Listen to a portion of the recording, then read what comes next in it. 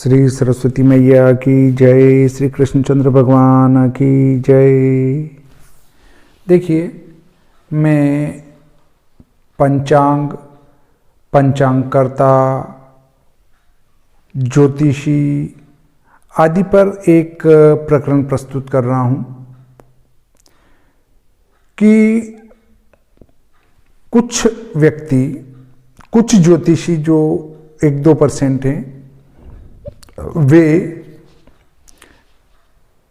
यजमान के साथ शायद खिलवाड़ करते हैं। क्यों करते हैं कि विवाह मुहूर्त में कुछ बिंदु हैं जो सर्वथा त्याज्य हैं।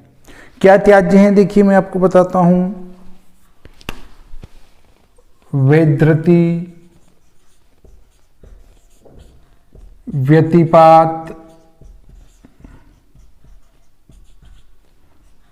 सूक्ष्म क्रांति साम्य,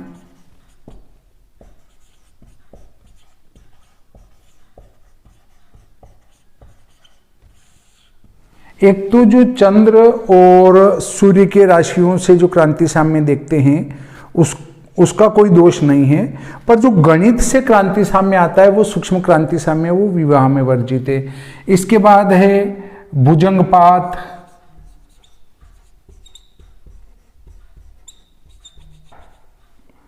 उसके बाद है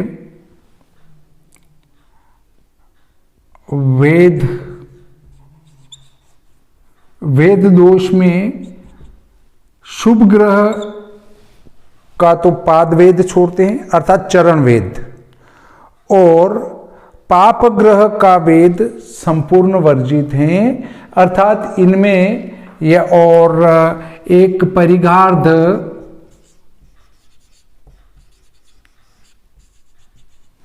इनमें शुभ विवाह नहीं किया जाता है। पाप ग्रह के वेद में अगर विवाह किया जाता है तो कोई न कोई क्षति वर वधू को होती ही होती है। यहां देखिए, वैधृति व्यतिपात योग आप जानती हैं, सूक्ष्म क्रांति साम्य गणित से आता है। वो बहुत श्रम साध्य है उसको निकालने का गणित। मैंने पंचांग की जो कक्षा चल रही थी हमारी, पंचांग निर्माण की कक्षा, उसमें मैंने ये सूक्ष्म क्रांति साम्य निकालने का गणित बताया। भुजंगपात आता है, वो श्री भादव माता पंचांग में दिया गया है कि भुजंगपात किस प्रकार से कैसे आएगा, वो श्री भादव माता पंचांग का अवलोकन किया जा सकता है। परिगार्ध परिग योग आधा पूर्व का वर्जित है शुभ कार्य में। ऐसे ही वेद दोष में शुभ ग्रह है सूर्य नहीं, बुध गुरु शुक्र, इनके चरण वेद को नहीं लिया जाता है। बाकी जो वेद हैं वो ग्राह्य हैं, पर सूर्य, मंगल, शनि, राहु, केतु, इनका चरण वेद भी नहीं देखा जाता। इनके तो चारों चरण का वेद ही विवाह में वर्जित हैं। अगर ये किसी भी प्रकार से वेद बनता हो तो वो वर वधू के लिए क्षतिकारक हैं। देखिए, अब मैं आपको एक पंचांग बताता हूं जिसमें 17 अप्रैल 2022 के विवाह मुहूर्त दे रखे हैं, जो कि पूर्णतया गलत हैं। इसमें मंगल का वेद हो रहा है, पापग्रह मंगल। ये देखिए, वैशाख कृष्ण पक्ष, इसमें एक प्रतिपदा रविवार 17 अप्रैल, स्वात्याम रेखा 8, और चौथे स्थान पर अवग्रह है। इसका अर्थ है कि शुक्र का वेद है, और उसमें पीछे केवल लिखा है वेद दोष, परंतु इसमें केवल वो ही दोष नहीं बनता है, उसमें बनता है आपका मंगल का वेद। शुक्र वेद बताया उनने, अच्छी बात है, परंतु वास्तव में बनता मंगल का वेद है। यदि हम पंचांग देखें तो उस समय जो है स्वाति का विवाह मुहूर्त है, तो स्वाति के विवाह मुहूर्त में शतभिषा पर स्थित ग्रह वेद करेगा। और यदि इनके ही पंचांग को देख लें तो इनके वैशाख कृष्ण पक्ष एकम रविवार, और इसमें ग्रह स्पष्ट शतभिषा पर मंगल कब आया ये देखें तो मंगल इनका कुंभ राशि पर पहले से ही चल रहा है। ग्रह स्पष्ट इन्हें दिया है पंचमी गुरुवार का, और इससे पहले है 13 गुरुवार का। 13 गुरुवार में मंगल 4 है, 6:40 के ऊपर वो कुंभ पर शतभिषा पर आ जाएगा। तो इनने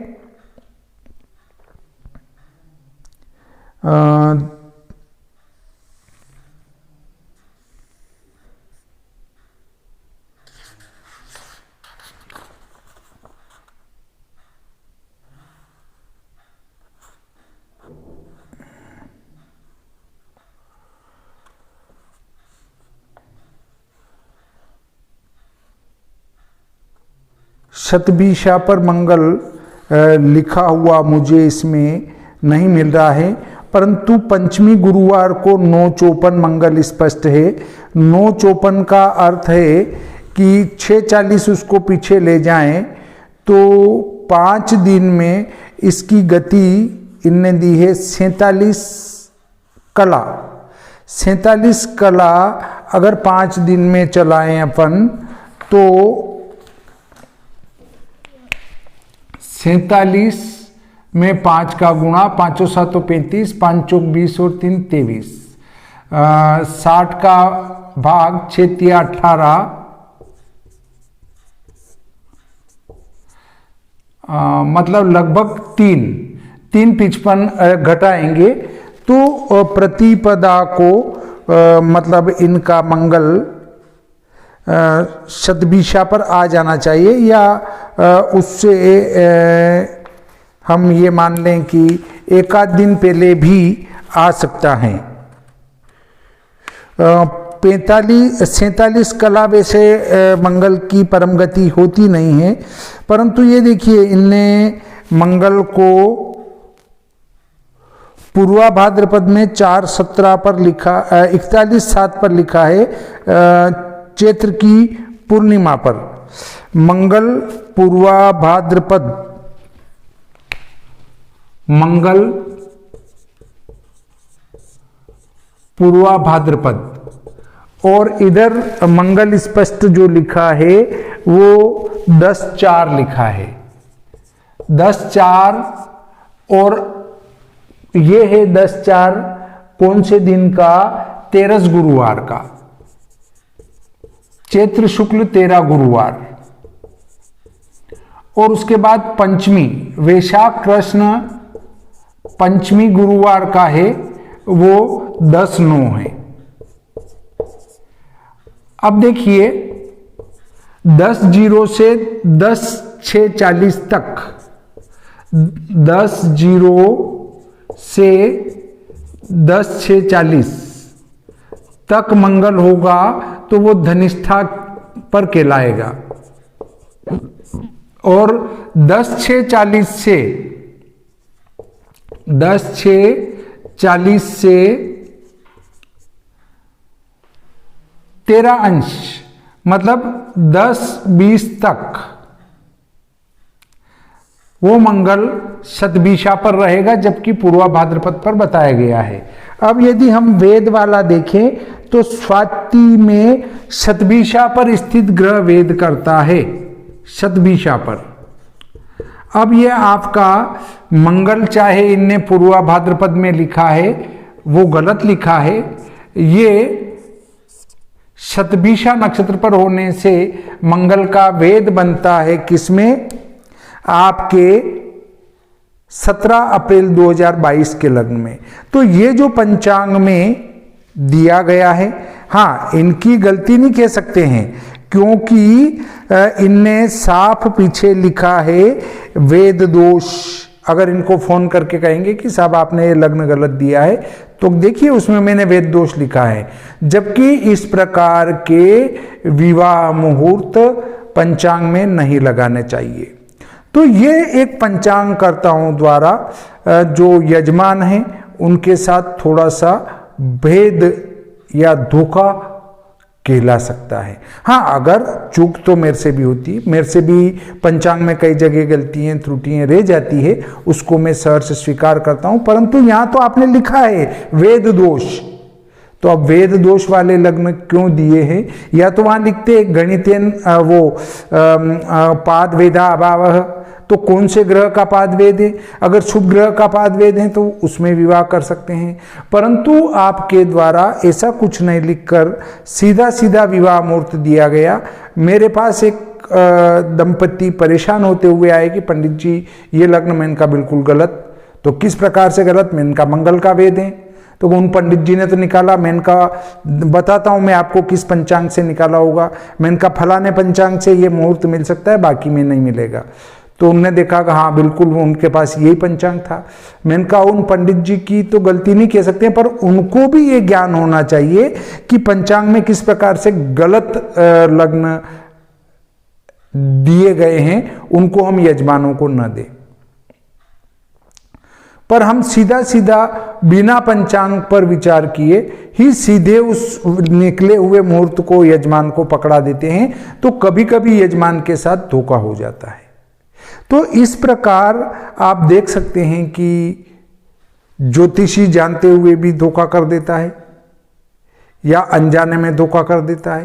पंचांग कर्ता तो सर्वोपरि है, जो धर्म निर्णय देता है उसको तो इन छोटी बातों का पूरा पूरा ध्यान रखना चाहिए।